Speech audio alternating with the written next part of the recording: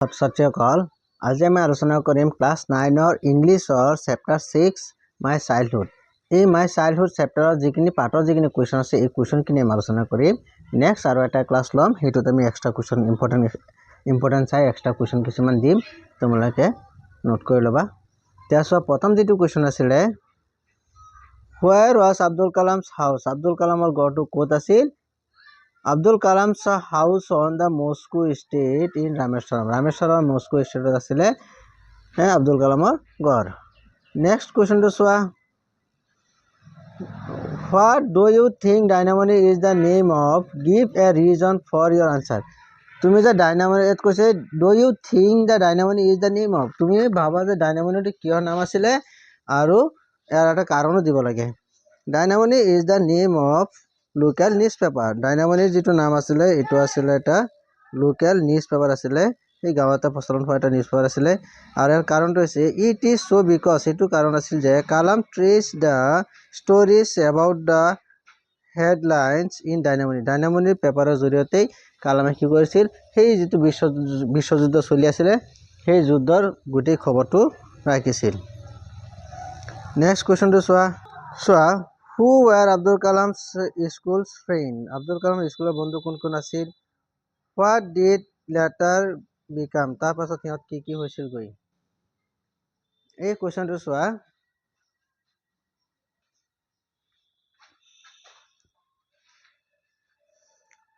Ramananda Shastri, Aravindan and Shiva প্ৰকাশন ৱেৰ Abdul Kalam's school friend.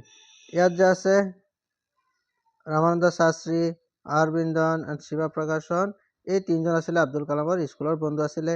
তাৰপিছত সিহঁত লেটাৰ বিকাম বা সিহঁত কি হৈছিল? চোৱা, Ramanand Shastri became the highest priest of the Rameswaram temple. Rameswaram টেম্পলৰ মন্দিৰৰ পূজাৰী হৈছিল। অৰবিন্দন ট্ৰান্সপৰ্ট বিজনেছমেন হৈছিলে। আৰু শিৱা প্ৰকাশন হৈছিলে catering contractor of the southern railway. Southern railway কি হৈছিলে? কণ্ট্ৰেক্টৰ হৈছিলে। নেক্সট কুৱেশ্যনটো চোৱা, how did Abdul Kalam earn his first wage? Abdul কালামৰ যিটো উপাৰ্জন কৰিছিল প্ৰথম উপাৰ্জনটো কি আছিল, মানে উপাৰ্জন কৰা আৰু during the second world war, দ্বিতীয় বিশ্বযুদ্ধ চলি থকা সময়ত the newspaper bundled and thrown out of the moving train. Moving ট্ৰেইনটো চলি থকা ট্ৰেইনৰ আছে, ট্ৰেইনৰ পৰা মানে নিউজ পেপাৰ বাণ্ডেলটো পেলাই থৈ গৈছিল। Abdul Kalam earn his ways, Abdul কালামৰ তাৰ প্ৰথম যিটো উপাৰ্জন কৰিছিল বাই হেল্পিং হিজ কাজিন, তাৰ কাজিনক সহায় কৰিছিল। Who distributed newspaper in Rameswaram, যিজনে ৰামেশ্বৰমত নিউজ পেপাৰবিলাক ডিষ্ট্ৰিবিউট কৰিছিল। টু কেটচ দিছ বাণ্ডুল, আৰু সেই বাণ্ডুলবিলাক গৈ ধৰাত সহায় কৰিছিল আৰু তাৰ পৰাই আব্দুল কালামে প্ৰথম উপাৰ্জনটো কৰিছিল। নেক্সট কুৱেশ্যনটো চোৱা, হেড হি আৰ্নড এনি মানি বিফৰ ডেথ? আৰু তাৰ কাজিনৰ লগত যোৱাৰ আগতে কিবা উপাৰ্জন কৰিছিল নেকি? ইন হোৱাট ৱে? তেতিয়াহ'লে কেনেকৈ কৰিছিল এইটো ক'ব লাগে। হোৱাট ৱে? য়েছ, হয়, Abdul Kalam had earned some money before he started helping his cousin. তাৰ কাজিনক সহায় কৰাৰ আগৰে পৰাই আব্দুল কালামে কি কৰিছিল, অলপ টকা উপাৰ্জন কৰিছিল। When the second world war broke out, যেতিয়া নেকি দ্বিতীয় বিশ্বযুদ্ধ শেষ হৈছিল, there was a sudden demand for tamarind seed. Tamarind চিটৰ হঠাতে ডিমাণ্ডটো বাঢ়ি গৈছিল। টাৰ্মিনেণ্ট চিট মানে তেঁতেলী গুটি, আৰু চিটটো তাৰমানে বাঢ়ি গৈছিলে। ডিমাণ্ডটো বাঢ়ি যোৱাৰ কাৰণে কি হৈছিলে, ইন দ্য মাৰ্কেটত হি কালেক্টেড দ্য চিট, আৰু কি কৈছিল আব্দুল কালামে গ'লে এইবিলাক গুটিবিলাক বিচাৰি লৈছিল। And sold them on the provision shops on Moscow street, আৰু মস্কো ষ্ট্ৰীটৰ যিটো দোকান আছিলে সেই দোকানত কি বিক্ৰী কৰিছিল। Usually a day's collection earn him 1 anna, আৰু সাধাৰণতে এদিনত যিটো কালেকশ্যন হৈছিলে সেই গুটি বেচি পেলাই তাৰ 1 আনা পাইছিল, 1 আনা। নেক্সট চোৱা, হাউ ডাজ অথৰ ডিছক্ৰাইব? ইয়াত যে আছে অথৰে মানে লিখকে কেনেকৈ বৰ্ণনা কৰিছে হিজ ফাদাৰ, আব্দুল কালামৰ ফাদাৰৰ কথা, his mother and himself, Abdul কালামৰ নিজৰ কথা।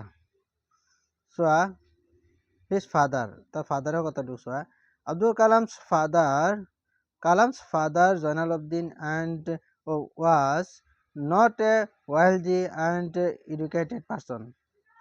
আব্দুল কালামৰ দেউতাক ইমান ৰয়েলটি মানে সম্পত্তিও বেছি নাছিল আৰু ইমান বেছি এডুকেশ্যনো নাছিল, পঢ়াও নাছিল। However, যি কি নহওক, he was an honest and generous man. তেওঁ এজন সৎ আৰু সাধাৰণ ব্যক্তি আছিল। Who possessed great innate wisdom, যিজনে গৈ পেলাই great innate wisdom, সহজ সৰল ব্যক্তি আছিল। He was self-disciplined and avoid all inessential luxuries. তেওঁ মানে self discipline নিয়মানুৱৰ্তিতা মানি চলা ব্যক্তি আছিল আৰু যিবিলাক ইনএসেঞ্চিয়েল মানে অদৰকাৰী কিছুমান লাক্সাৰী আৰামদায়ক, এই আৰামদায়ক যিবিলাক বস্তু এইবিলাক তেওঁ অস্বীকাৰ কৰিছিল, এভইড কৰিছিল। His mother, তাৰ মাকৰ কথা কেনেকৈ কৈছিল? Kalam's mother Asiema was an ideal helmet to her husband. Asiema Abdul কালামৰ মাক আছিলে এজন আইডিয়েল আদৰ্শ হাজবেণ্ড হিচাপে, পত্নী হিচাপে আছিলে। হেলমেট মিনছ পত্নী, আইডিয়েলছ মানে আদৰ্শ পত্নী হিচাপে আছিল। She believed is goodness, আৰু তেওঁ বিশ্বাস কৰিছিল মানে গুডনেছ যিটো ভাল, and profound kindness and feed many people every day. তেওঁ দয়ালু আছিল আৰু প্ৰত্যেক দিনে বহুত মানুহক মানে পৰিয়ালৰ সকলো সদস্যকে সেৱা কৰিছিল, মানে যত্ন কৰিছিল আৰু এভৰিডে ফিড মানে খোৱা বোৱা কৰাইছিল। নেক্সট হয় হিমছেল্ফ, আব্দুল কালামৰ নিজৰ কথা কেনেকৈ কৈছে চোৱা। দ্য অথৰ ডিছক্ৰাইবছ হিমছেল্ফ, অথৰ মানে আব্দুল কালাম নিজে লিখিছে, নিজে বৰ্ণনা কৰিছে যে এজ এ শ্বৰ্ট বয়, তেওঁ এজন শ্বৰ্ট বয় আছিলে, আনডিষ্টিংগুইছ মানে দেখাত আন ল'ৰাসকলৰ পৰা তেওঁ অলপ পৃথক আছিল। হু হেড এ চিকিউৰ্ড চাইল্ডহুড, আৰু তাৰ যিটো চাইল্ডহুড ল'ৰালিকাল আছিল একেবাৰে চিকিউৰ্ড ভাল আছিল। He is an honest and self discipline person, তেওঁ এজন সৎ আৰু নিয়মানুৱৰ্তিতা মানি চলা এজন ব্যক্তি আছিল। Who believe the goodness and deep the kindness, তেওঁ গুডনেছ ভাল আৰু একেবাৰে দয়ালু হোৱাটো তেওঁ অতিকৈ ভাল পাইছিল। নেক্সটটো চোৱা। হোৱাট কেৰেক্টাৰিষ্টিক্স ডাজ হি সে হি inherited from his parents, inherited মানে বংশগত হিচাপে তেওঁ পেৰেণ্টছৰ পৰা কি গুণ লাভ কৰিছিল। হি চেজ ডেট, তেওঁ কৈছে যে হি ইনহেৰিটেড হনেষ্টি, তেওঁ হনেষ্টি সাধুতা পাইছে, চেল্ফ ডিচিপ্লিন পাইছে, এণ্ড হিজ ফাদাৰ, তেওঁৰ ফাদাৰৰ পৰা হনেষ্টি আৰু চেল্ফ ডিচিপ্লিনটো লৈছে। এণ্ড হি ফাদাৰ চেজ, আৰু তেওঁ কৈছে that he inherited faith in goodness, আৰু তেওঁ ফেইথ যিটো বিশ্বাস এইটো লৈছে, and deep kindness from his mother, তাৰ মাকৰ পৰা ডিপ কাইণ্ডনেছ একেবাৰে দয়ালু হোৱাটো আৰু ফেইথ বিশ্বাসটো পাইছিলে, এই দুটা গুণ পাইছিলে মা দেউতাকৰ পৰা। নেক্সট কুৱেশ্যনটো চোৱা।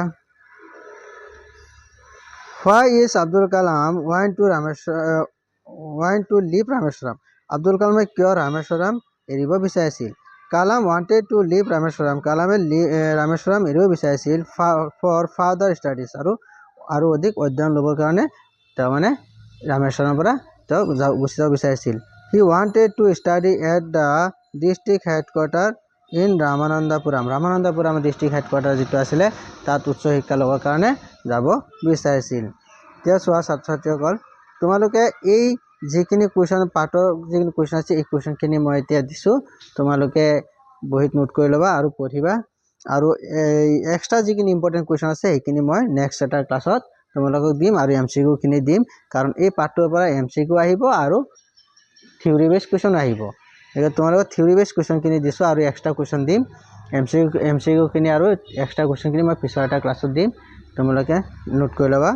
আৰু ভাল লাগিলে ক্লাছটো চাই ভাল লাগিলে তোমালোকে লাইক শ্বেয়াৰ কৰিবা আৰু চেনেলটো ছাবস্ক্ৰাইব কৰি দিবা। Thank U.